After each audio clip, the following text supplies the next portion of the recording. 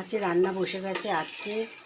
আজকে ইলিশ মাছের লেজা নিয়ে এসছে, আলু দিয়ে টমেটো দিয়ে ঝোল হবে। তা আমি মাছগুলো আগে ভেজে নেব। মাছগুলো ভাজা হবে, তেল হয়ে গেছে। লেজা দিয়ে মাছের ঝোল হবে, ঠিক আছে? আলু দিয়ে লেজা দিয়ে মাছের ঝোল হবে। এই লেজা ভাজা করে তারপর আলু দিয়ে ঝোল করবো, ঠিক আছে বন্ধুরা? এই লেজা ভাজা হয়, তারপর মাছের ঝোলটা দেখা হয়।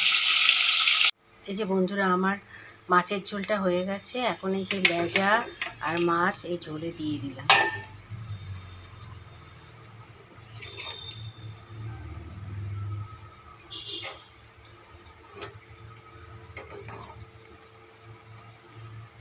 ঠিক আছে, মাছের ঝোল আমার হয়ে গেছে।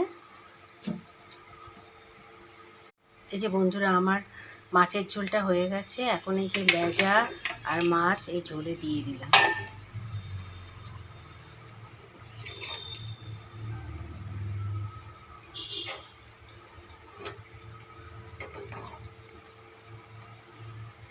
ঠিক আছে, মাছের ঝোল আমার হয়ে গেছে।